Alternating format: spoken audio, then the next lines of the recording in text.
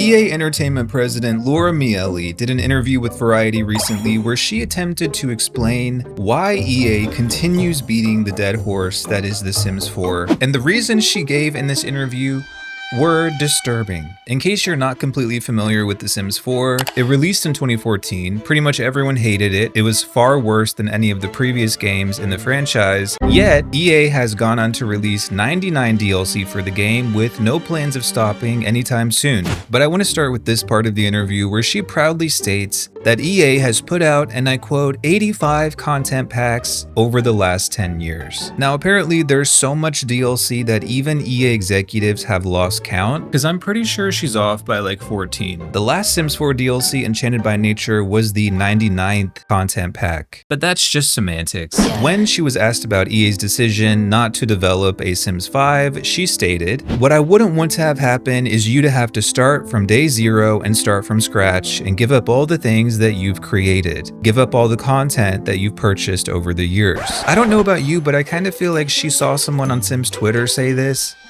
and was like, that sounds good, let's go with that excuse. But to me, this reasoning is completely asinine. When do we ever not start over when we buy the next game in a series? That's just how it works, whether it's Madden, Assassin's Creed, or The Sims. When you buy the next installment in a franchise, you are starting over. If you don't want to start over, don't buy the next game. If you have $1,400 worth of DLC for a game and you can't find joy in that and be entertained by that for several years, then there is a problem. People don't need to be sympathetic or to feel bad or care about someone who bought 99 DLC for a game. Now, of course, I understand that not every game has 99 DLC like The Sims 4, but whose fault is this? EA kinda dug themselves into this hole, right? And to be honest with you, I don't know why in the last 11 years, nobody at EA took a step back when they got to 20 or 30 DLC for The Sims 4 and said, hey, are we sure it's really a good idea to keep going with this? But I guess introspection and hubris don't really go hand in hand, do they? But I have another idea that might actually solve this dilemma for everyone and might even encourage new players to buy a Sims 5. How about making a Sims 5 that actually comes with things like weather, pets, and family gameplay in the base game? That's a shocking concept, I know. You could even throw in an occult in there if you're feeling generous. Then people wouldn't feel like they're starting over completely.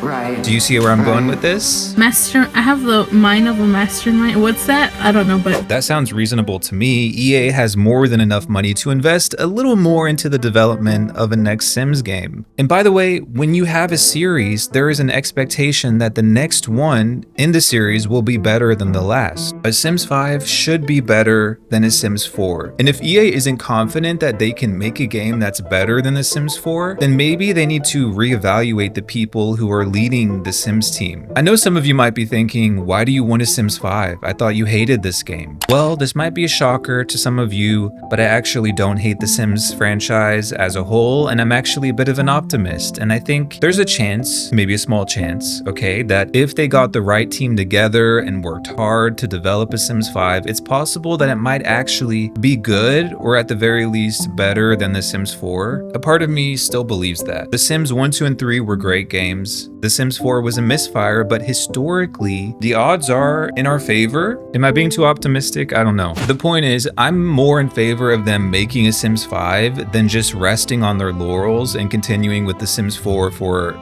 5 or 10 more years. Nobody wants that, and to be honest, I don't think the game can even handle 5 or 10 more years worth of content. However, apparently EA executives care too much about the players to justify doing this. As Laura Miele went on to state in the interview that forcing players to start over with The Sims 5 is, quote, not player friendly and not a good idea for our community. Wow, that is just so kind and thoughtful. So what I'm hearing is EA executives believe that releasing 100 overpriced yet mediocre DLC for a bug-filled, half-broken game is player-friendly, but actually innovating and improving the franchise by making a proper successor to The Sims 4 is not player-friendly. I don't know what's gonna happen.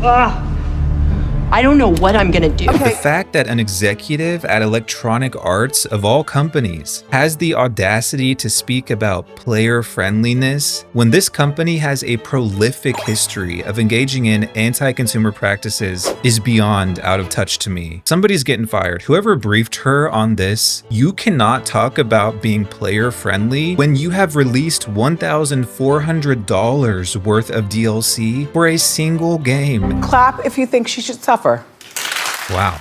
So what does all this mean for the future of the Sims franchise? Well, in the same article, they talked about improving the foundation of The Sims 4, saying that they're upgrading and refreshing, adding new modes of play, as well as updating the base technology and the base user experience on the core game. What you trying to say? Y'all kill me with these vague fucking statements. You all have been updating the Sims 4 base game for the last 11 years. And for what? Last year, they even created a whole team dedicated to fixing bugs, yet the game today is more broken than ever. This is the exact same shit they've been saying for the last 11 years. How many times have they said, we're refreshing the game, we're fixing the bugs, we're making it better? Bitch, where? When has that ever happened? The gaslighting only goes so far, okay? You can only make so many excuses for so long. Players only have so much patience for this shit. The longer The Sims 4 continues, the faster this franchise dies. The game went free to play 3 years ago. There is nothing else you can do to The Sims 4 to make it more popular or to revive it. There's no DLC you can make that will revitalize the game and attract more players. There's nothing you can do to the base game to bring it back to life. All I hear from this statement and all I heard last year when they announced The Sims 5 isn't coming is that EA is refusing to innovate. It's not only a failure on EA's part either. It's a failure of the leadership on the Sims team. It's a failure of the EA partners who promote and hype all 99 DLC and beyond. And it's a failure of the players, or at least the ones who continue to support this game. Electronic Arts has killed off so many iconic franchises. Mass Effect, Dragon Age, Knights of the Old Republic, pretty much the entire BioWare studio,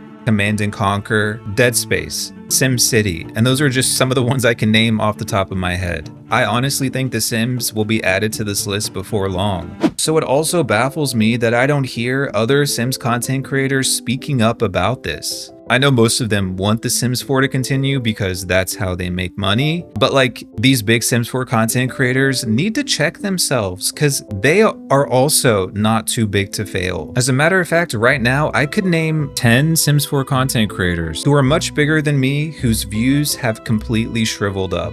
These are people who used to make Sims 4 content full time, and that's why I'm side-eyeing these other YouTubers who exclusively do Sims 4 content who are staying silent. Babe, you're in danger. It's in your best interest to use your platform to speak up and advocate for Sims 5. And look, I'm not shading this lady. Lil Simsy, the largest Sims 4 content creator, even her views are on a steady decline. Don't get it twisted, she's still like a multimillionaire, but for large content creators like her, think about how things are gonna look in 5 to 10 years. There's this rule of thumb on YouTube that if you get 10% of your subscriber count in views, then you're doing solid. So if you have 1 million subscribers and you get 100,000 views per video, you're doing good. Lil Simsy has 2 million subscribers. She used to get hundreds of thousands of views per video. Now she's below 10%. She's at like 6 or 7%. So baby girl, you should be speaking up. You should be shouting from the rooftops. I was actually really surprised to see the amount of backlash EA was getting on social media for these exact statements from this interview. And I think it just boils down to the fact that we as players want good games to play. And I really hope EA realizes that they're making a grave mistake by simply giving up. But I guess that would require a real human mind with human emotions, right? The amount of eggs I have in my internet-enabled fridge might mean my Sims are better off in my game. What in the ayahuasca is going on? Okay. Everybody say